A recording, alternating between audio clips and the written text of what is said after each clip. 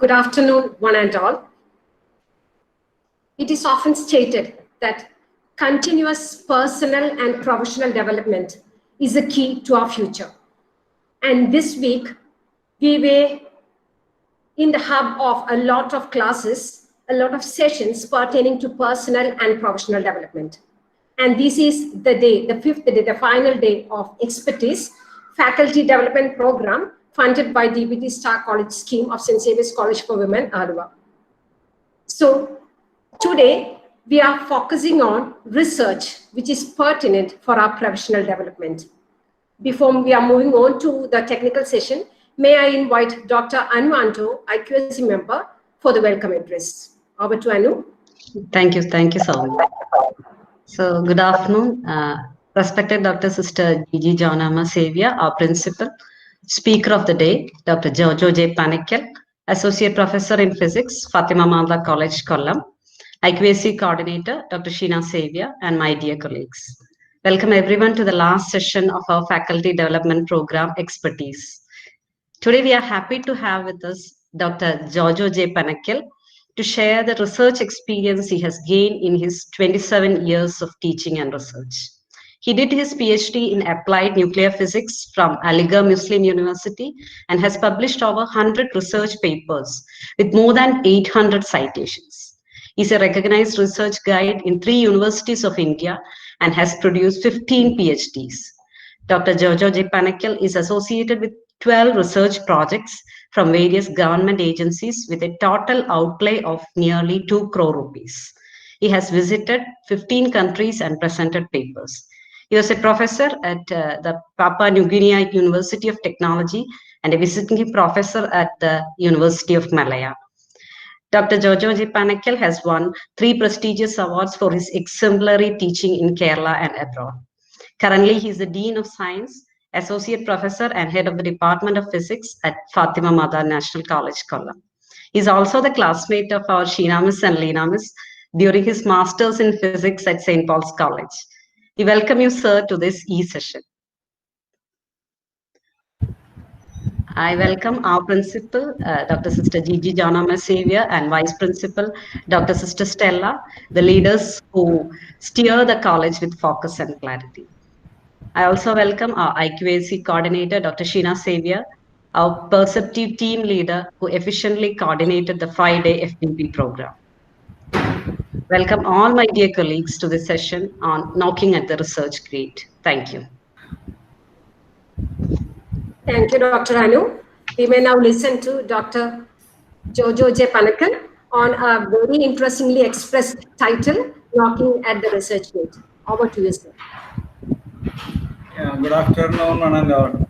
I'm really happy to speak to all of you regarding research projects.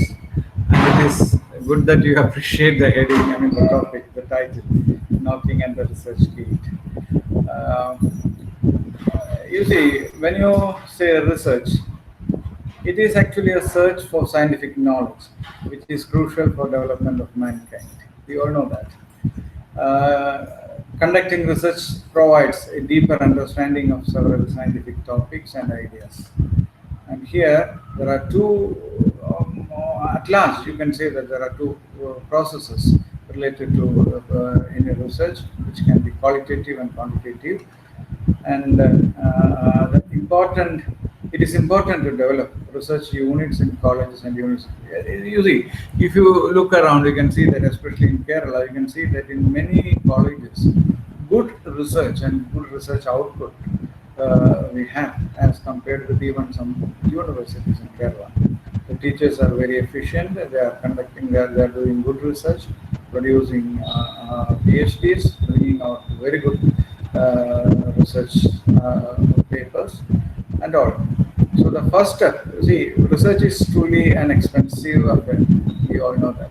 Whether it is nuclear, whether it is nano, or whether it is social science. Even the social science research is expensive, mostly for data analysis and all. We need expensive softwares and all. So altogether, we need money for conducting good research.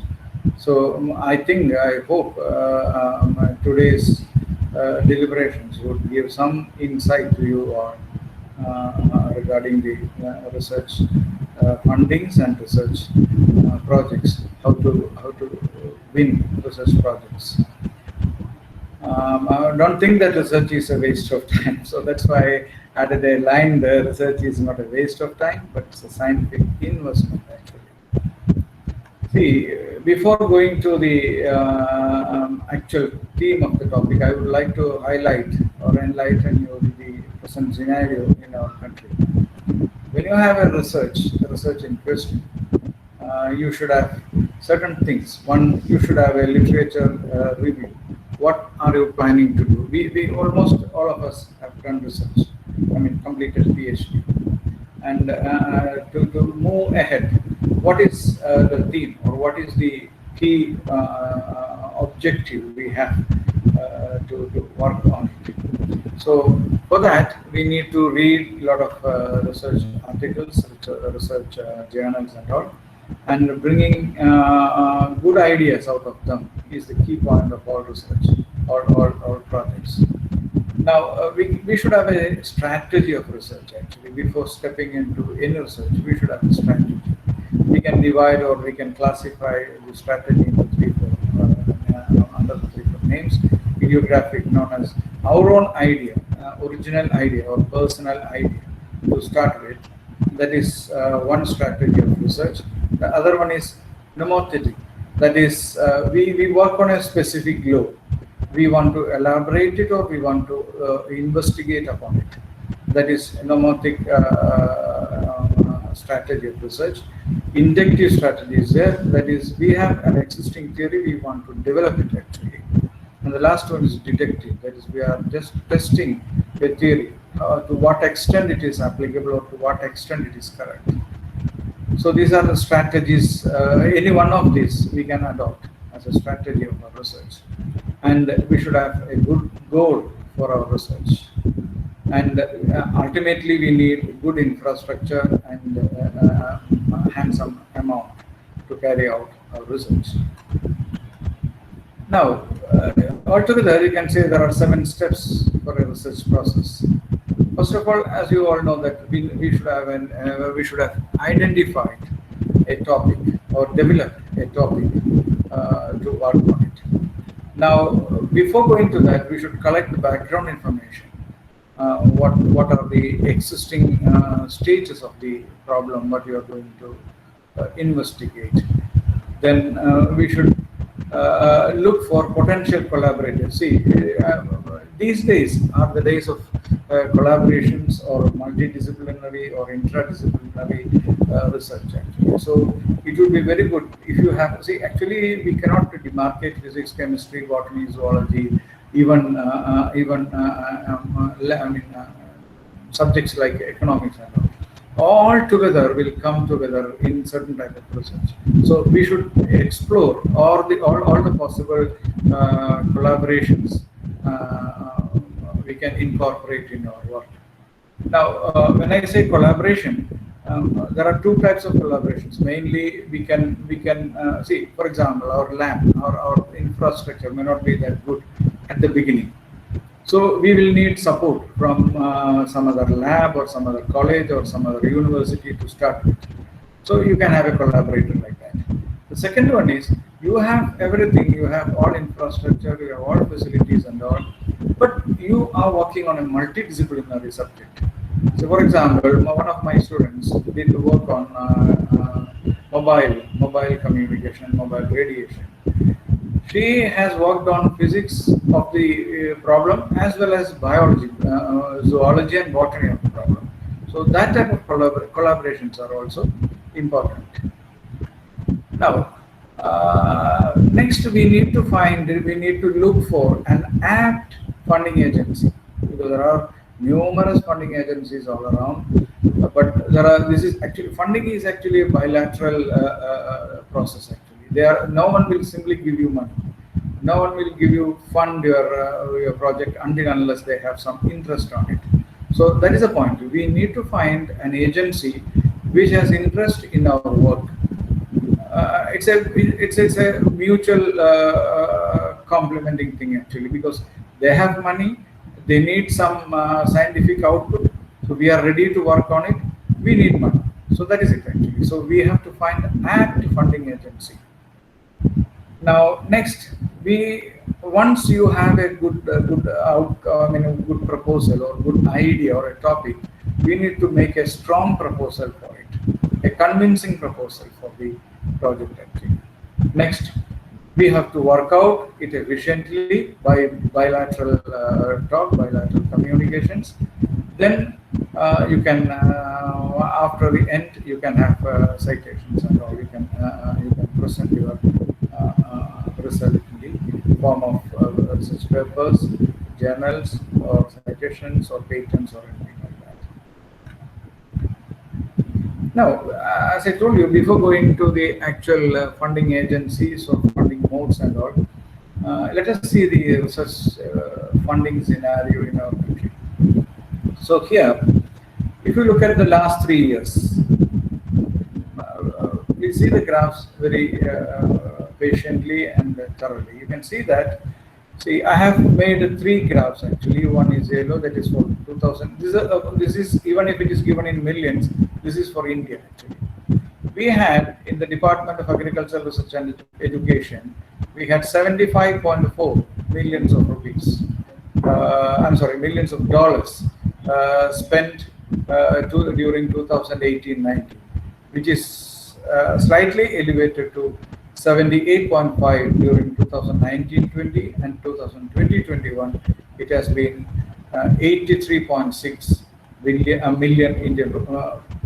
Billion. If it is in rupees, it is billion. In the square in the bracket, you are seeing the figures in millions.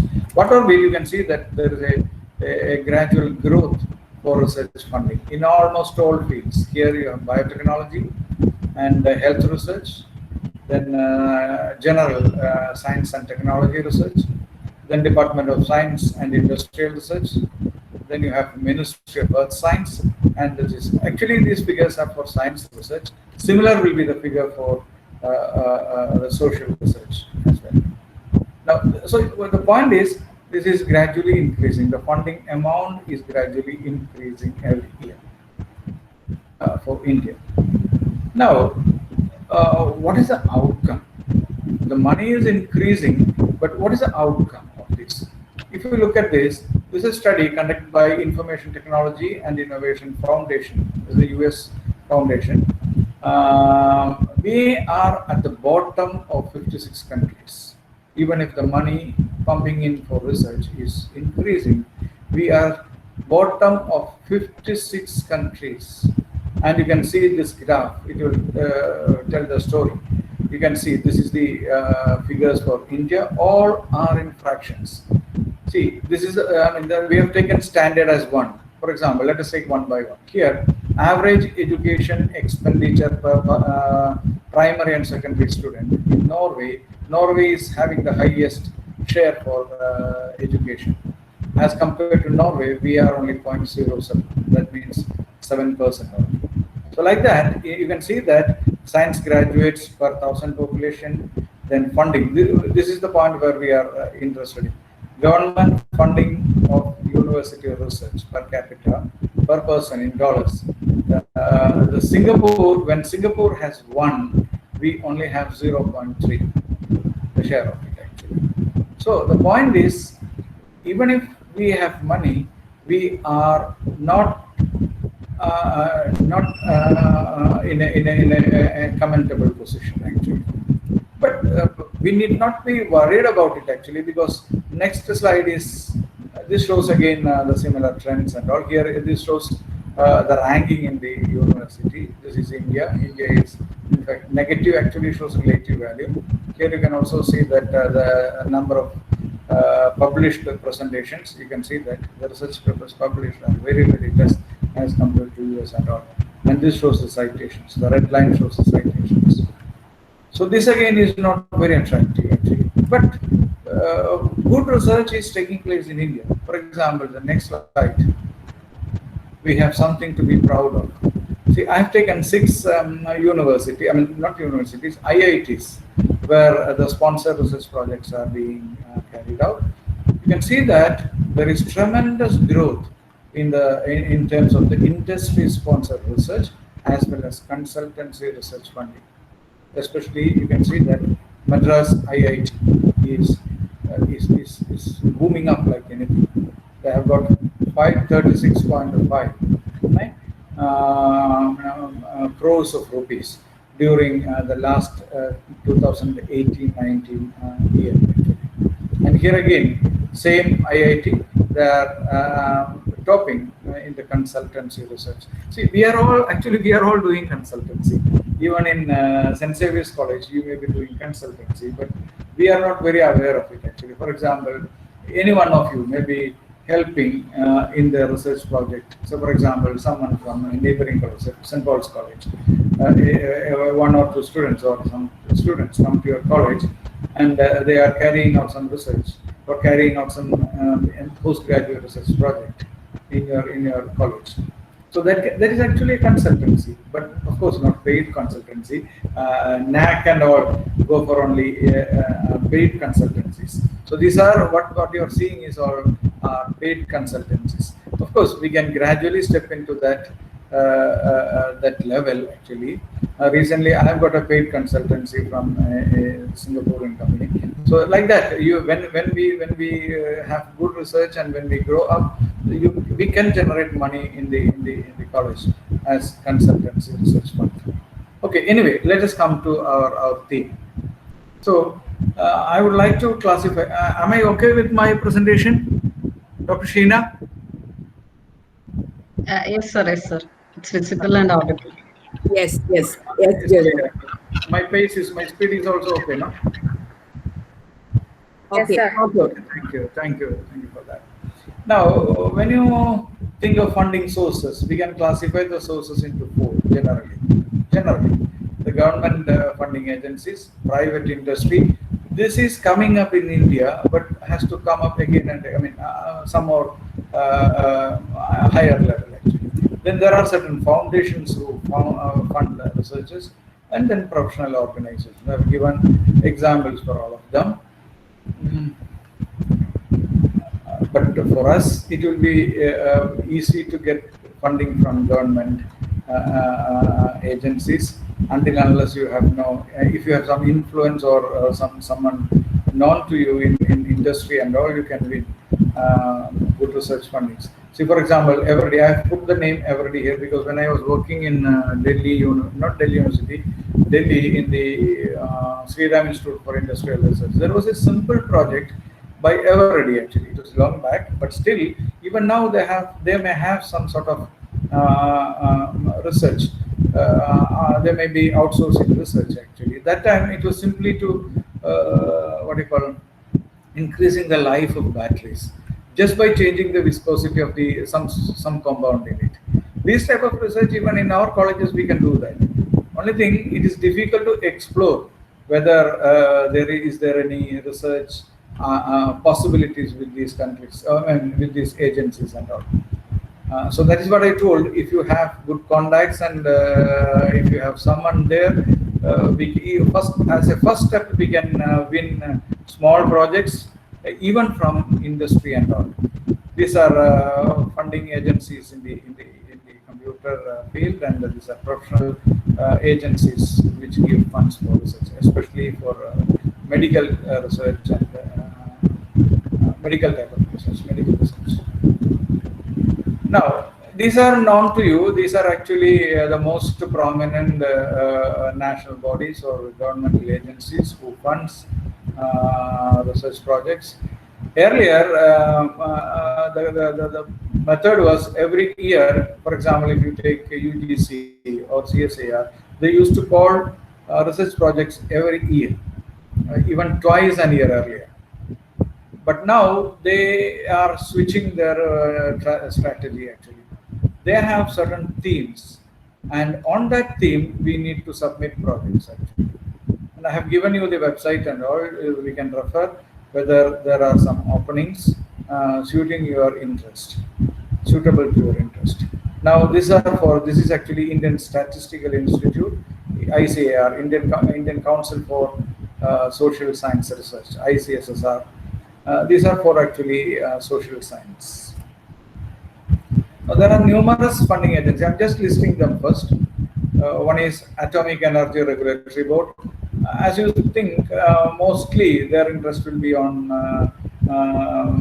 atomic energy related projects, natural radioactivity, health effects of radiation, even social effects of radiation. I mean, like social effects of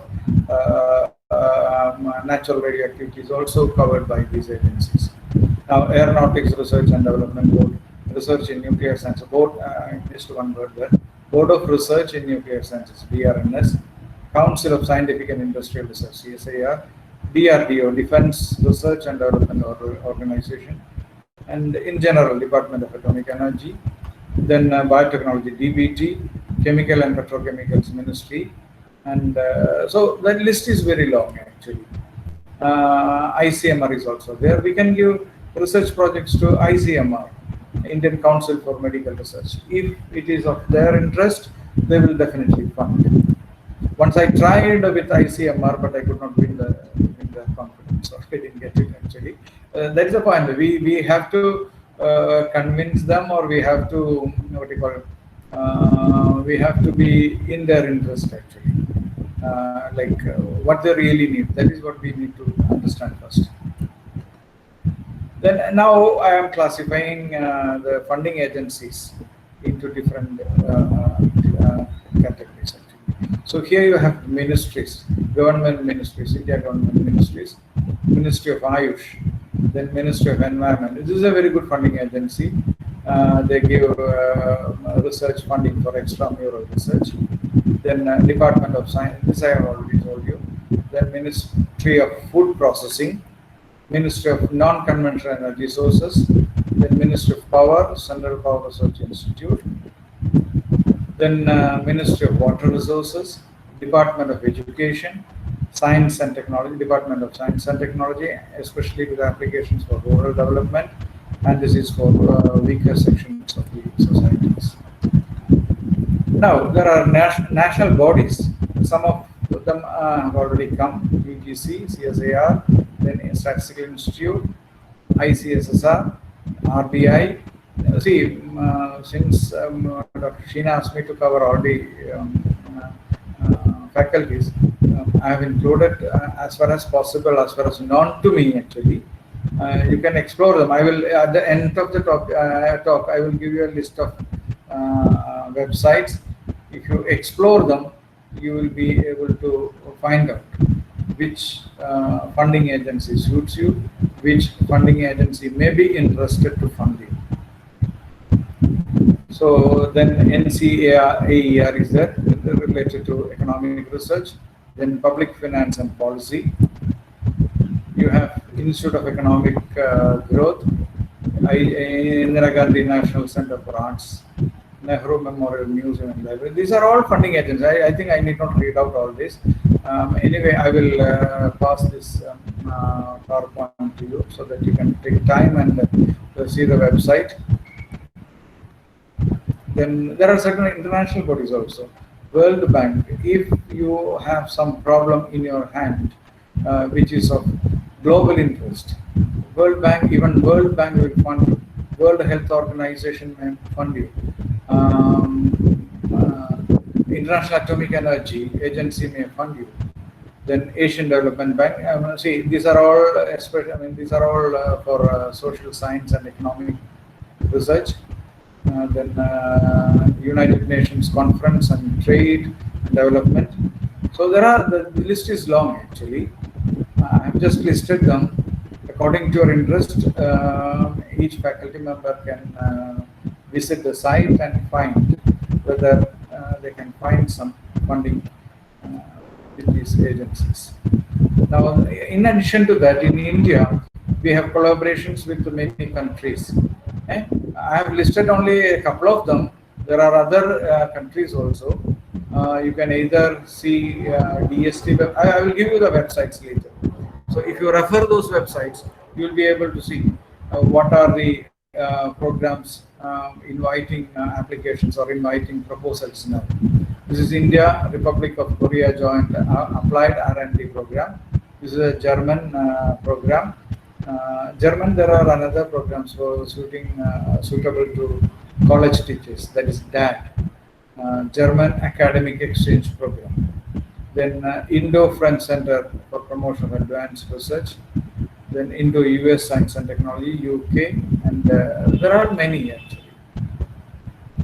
Now I think I am listing certain specific research funding agencies which may be of your interest. The DBT, this Department of Biotechnology, these are actually specific type of research fundings. You can see that. So, for example, Data Innovation Fellowship. This is a website. You see that. Up to the age of 60, you can apply.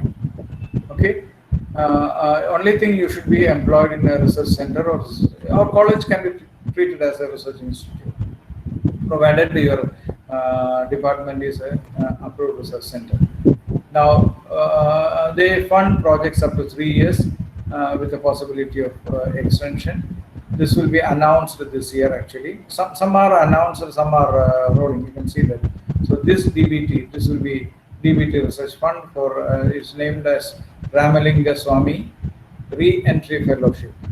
And that is for people less than 55 years of age, and at least 3 years of postdoctoral research will be there.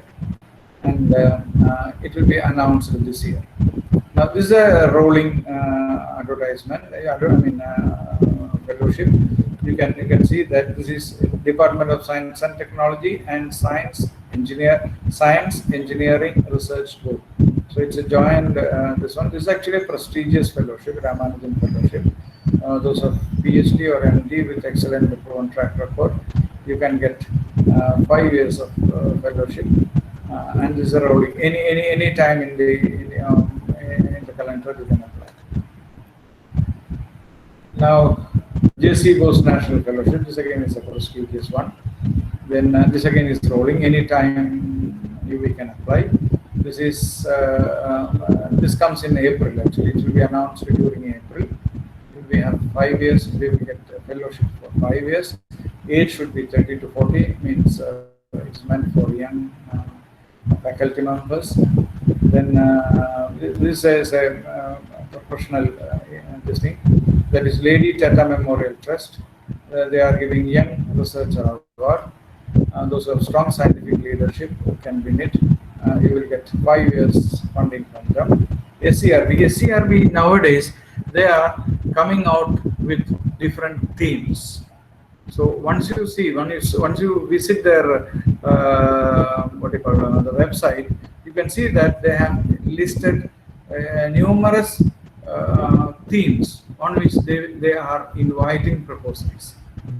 So if any of the themes happens to be your theme of interest, you can develop your idea into a good project and submit to the SCRB. They fund initially for 3 years, but if it is having good growth, good progress, they may extend it actually. So they fund research projects in life science, physical science, chemical science, engineering, earth and atmosphere science, mathematics. That means almost in all branches of science we can get fund from SCRB.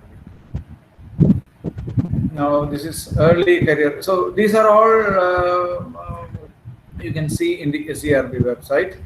This I would like to highlight to support excellent scientists who wish to undertake high quality research and establish themselves independent researchers in the academic institution. So if you are not very fresh in the college and you wish to establish a good lab, you can think of it actually, because this will be a good opening for you, because they primarily fund you for establishing the lab. Usually the research funding agencies may not give that much of money for establishment of the research facility. But SCRB, for this early career research award, they want us to establish a lab in your college or in your institution. So this can be a good opening for those who are stepping into research at an early age. Now let me come to our real business. What are the steps to grab a research grant? Now, first of all, how to apply. Now, before applying, we should know that nowadays almost all funding agencies are inviting applications online because they may have a specific metrics. Metrics means there will be a specific sort of, just like a Google form or something like that. We need to feed in the details. And because earlier when I was doing research in the beginning, we had to print it, we had to get it signed by everyone and submit. Of course, many agencies even now may invite applications in hard copies that you can send. First we have to submit the application online and then make a hard copy of it, gets signed by the college authorities and all. Then we can submit a hard copy of it. Then, as I told you, the most difficult task is to find the suitable, the most apt or most suitable funding agency which will be interested in your work. Then prepare the proposal comprising of all required details. I will come to the details what usually we need for writing a proposal. Then keep the components ready for to upload before filling up the application. So I will come to the components what are necessary for applying a research proposal in advance. Now you have, I'm coming to the type of research projects. So the framework for a qualitative proposal, we need to have certain things. Of course, we need to have a title. It should be self-explanatory. Once someone reads it, they should get a message about the work what we are proposing to do. So you need a good title. Then in the introduction part, we need to write what are the background and what is the context of the study. Then theoretical perspectives and conceptual framework, research paradigm, statement of the problem, rationale of the study, significance of the study. Here you need to be very prudent actually, because this is a very important point. Now, objectives of the current study, major and it should be major outputs under the study. Now, the whole thing can be in 2 to 3 pages. Then next, we need to review the literature, overview of the research area, describe relevant earlier studies related to a problem. Then include only those articles that are most relevant to you. Discuss the recent developments in the area.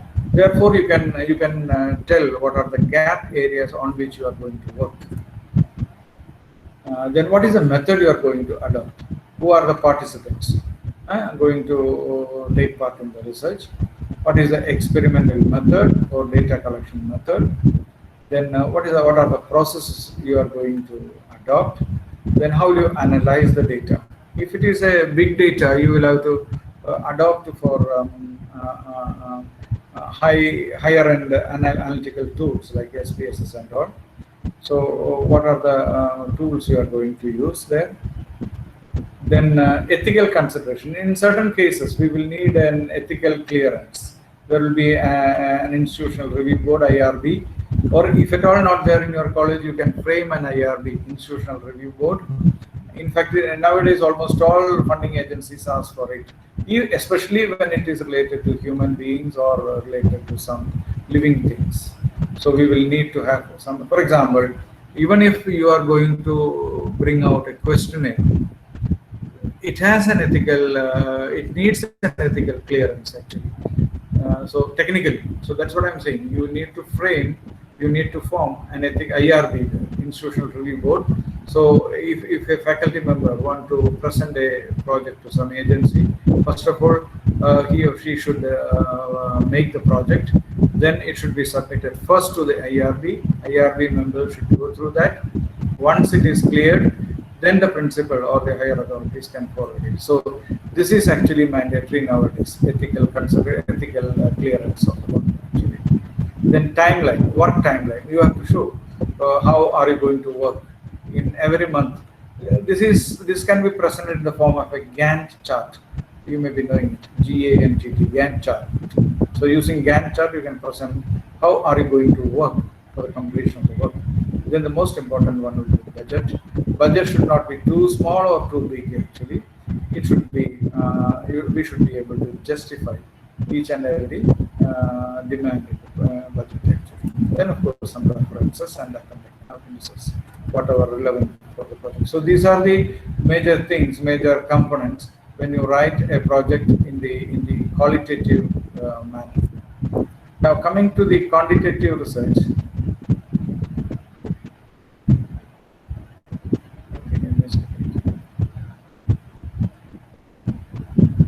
Yeah, this is quantitative.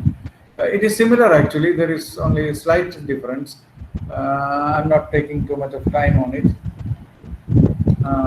You can go through that. It's similar, of course. It is almost similar. When it is quantitative research, it should be based on what is called a hypothesis. So there should be a research problem and hypothesis, because we will work on a hypothesis. Either we will prove the hypothesis, a yes or no.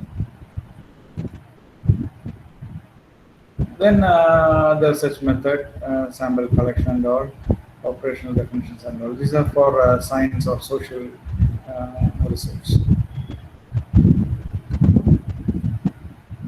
Here again, as I told you, we need to have ethical clearance.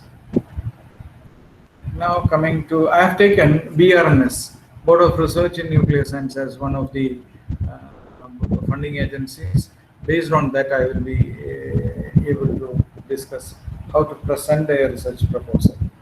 Now, as I told you, if the proposal is to be presented in the online, we have to initially create a username and password, enter the details in the Google form or whatever be it in the website. Then you will be given actually a what you call it, a password and username. Then the first thing is I've taken a model project so that it will be easy for you to understand. And we have to give the name and address of the PI, the title on which, this is a long title actually, preferably reduce the title to 10 to 12 words. Then subject, this is for BRN, so they are asking for to which committee your project belong to. So for BRNS, I have chosen NRFCC. I have given the explanations. NRFCC means Nuclear Research and Fuel Cycle. Anyway, now coming to the research section, we have to give the project details. So this is the index of it actually. I will come to each one of it. This is the first section, an overview of the project. You should write to what type of research you are applying for, which is the committee, and title, and all. Then these are the investigators. See, as I told you, before going to step into a big project, we may need collaborators as well as co-investigators. When you apply a research project from the college, it will be advisable to have someone also with you as a CI, means this is PI means principal collaborator, this is co-investigator. I'm sorry, principal investigator and co-investigator. So co-investigator will act as principal investigator in your absence. Suppose you are taking a long leave, say for a few months, 2 or 3 months. The principal PI is not available, so CI will take charge of it, and the project will not be hindered by operational problems will not be there. Now we may need a PC. PC means principal collaborator. So here, you have a principal investigator, a co-investigator, principal collaborator, and co-collaborator. See, this is in my case. So for your case, there may not be any collaborator with you. May not be. But it is, as I told you, it is always good that you need a collaborator. You have a collaborator when you do a research project. Now I had 2 collaborators in this, so I'm just using it. Then you should have a budget of it, and you should have a project summary, a brief summary of what you are going to do with the project.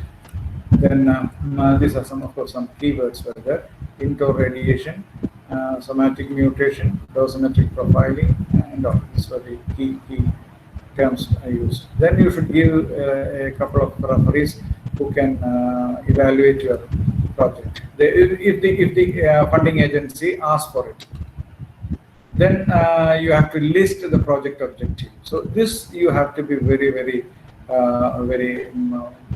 particular. That means you have to define them very clearly. What are you going to do?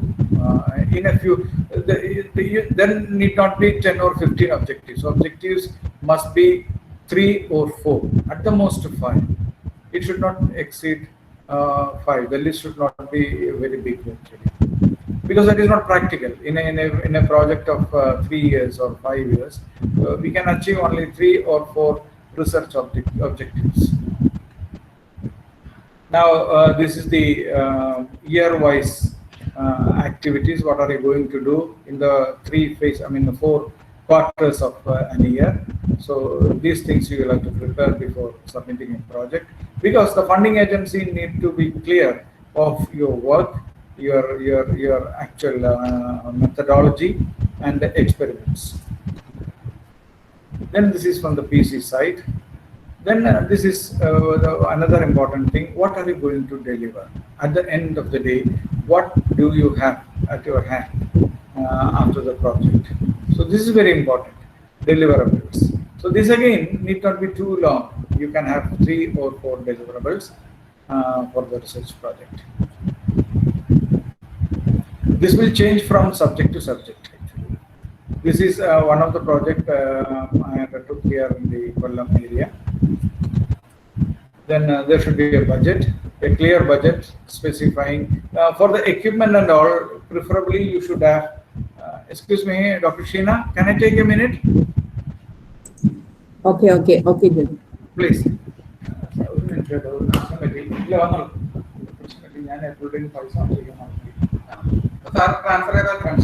Details.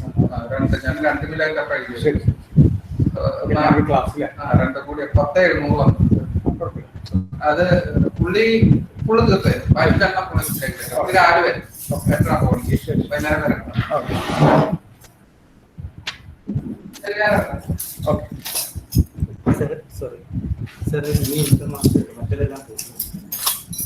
Sorry, I'm really sorry. Because someone was here. All right. So what I wanted to convey is this equipment, you have to be very specific. How much amount you need, what are the specific equipments you are going to buy, then staff salary and all. There are many categories to which you have to fit in your figures. So that, of course, this you can see that I put it 34,76,000 because the target, their ceiling was 35 lakhs. So like that you have to design it actually, how much.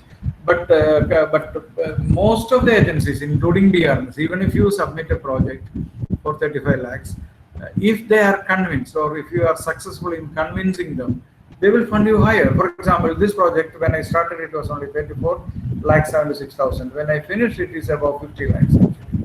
So only thing, this is an outline by which you start the work. When you progress the work, if you find that you need some more money to buy an equipment, or you need a research staff, or you need some consultancy, or you need some more things in contingencies and all, definitely the funding agencies will fund you, will give you additional grants. So it is not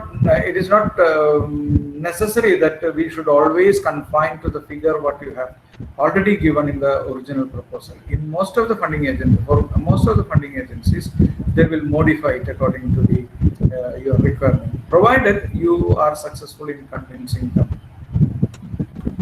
Now the budget details. I said these are all simple examples. You need not bother about the names and all here. So you should give the specifications, and you should give the company from which you are going to buy it, and is it available in India, whether you need foreign exchange for it. Such type of things we have to be clear before you write the proposal or before you complete the proposal. Then the details and all. These are only the technical things. And then they may ask you, what are the facilities in your college to start with the project actually. If you don't have anything, no problem. You can show that you have so much of space available for research.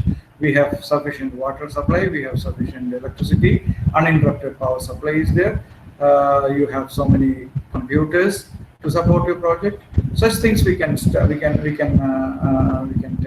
These are the facilities. We should name some of the facilities you have. Not only the physical facilities like you may have InflipNet, you may have other type of resources. Such resources can also be shown in the facilities you have. Then, of course, these are simply the CV of all the participants, and then come to the detailed research proposal. You have to bring out each and every detail of your project, what you are, because only through this project, through this proposal, you are speaking to them. Of course, when they read your project, they may invite you for a presentation. That is simple, actually. Presentation is simple. The most difficult thing is the proposal, the making proposal, the writing proposal, because it is through the proposal you speak to the funding agency, and it is through the proposal you have to win their interest. Actually, we have to convince them that you will be able to do that. You will be able to work out it effectively. So that is a major thing, actually. As I told you, presentation will be a simple thing. Once you are convinced, once you are very clear about the project. So it may need some certificates from the head of the institution that they will be giving you all the facilities and all. These are the major components which needs attention when you write a research proposal. And these are some of the websites through which you will be able to see different funding agencies. I will share this so that you can click these links, or you can take these links, because you see this group is actually a highly heterogeneous group. If it is a specific physics group, I could be more specific. Being a heterogeneous group, I can only simply guide you the possible windows. Now, I have chalked out, I have seen some immediate research funding opportunities. If you are interested, you can look for it. CSIR has invited Young Scientist Award 2020-21. Deadline is 31st of this month. This is the link for it, actually. And this is yet another one. Deadline is March. And this is related to biological research, I think. So if it helps you, you can see them. Otherwise, you can search these websites, which funding agency is suitable to you. And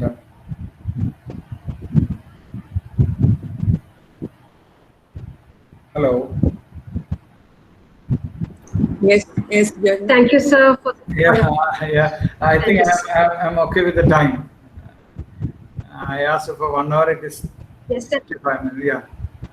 Now, if you have Yes, some. sir. Now, I think the platform is open for the queries. Participants, you can unmute yourself and shoot up your queries, please.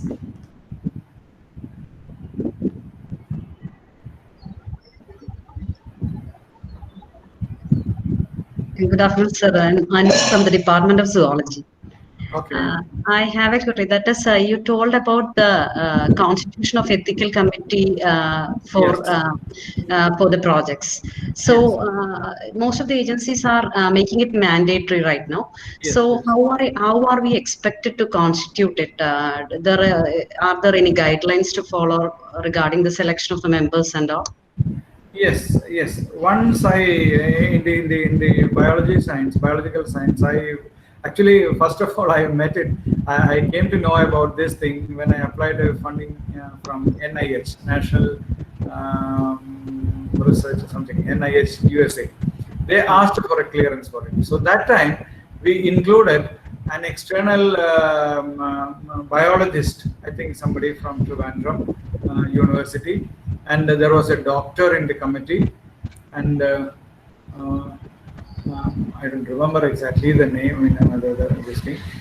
Funding agencies will name you, will give you the constitution. Or I think I can refer and let you know later through Sheena, Dr. Sheena. Okay, okay, sir. Okay. There is some constitution for each. And this US NIH is very particular. So that time we in a hurry we formulated this IRB, and we made the minutes and all. Again, many journals are also asking for the ethical committee. IRB, yes. It is, I think it is advisable to have an IRB in your college itself. Only thing you can have one or two members from outside, like a doctor should be there, because if some research pertaining to health science or human related research is there, we may need a clear, we may need a clearance actually. Okay, sir. One of my students did it last year. I don't remember the constitution. I will get it to you. Okay, sir. Thank you. Thank you. Yeah, thank you. Actually, she was working on effect of mobile phone. So she took a what is called this tower, mobile tower, and she prepared a questionnaire. So that time this IRB was necessary.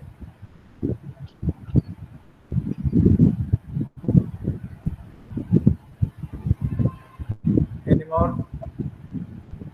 I think the questions. Hello. Yes, sir. Any other questions from the participants?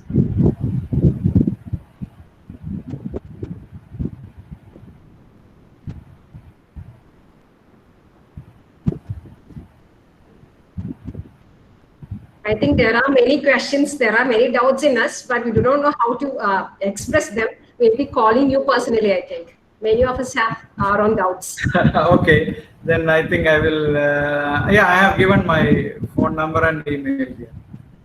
Okay, thank you, sir. Yeah, those who have some doubt, you can just note down my emails and phone number. Research is an area that is very important in our professional life, but that is an area that needs some guidance for us to move on. And we are so happy that we got perfect guidance from Dr. Jojo J. Panackal. Dear sir, you have not only helped us to knock at the research gate, but you gave us some tips to enter into the world of research with confidence. Thank you so much, sir, for such a wonderful presentation, for such a wonderful class. Thank you, sister. Thank you all. Thank you, Sheena, Dr. Sheena. Thank you, Jojo. Okay, sir.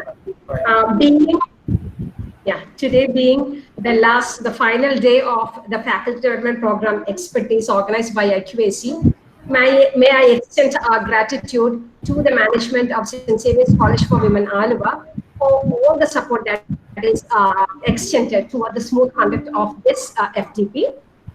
And any endeavor of this institution evolves into fulfillment from the visionary perspective of the head of the institution. And may I thank Dr. Sister Shalini for being the beacon always. Thank you, sister. Thank you, Saumi.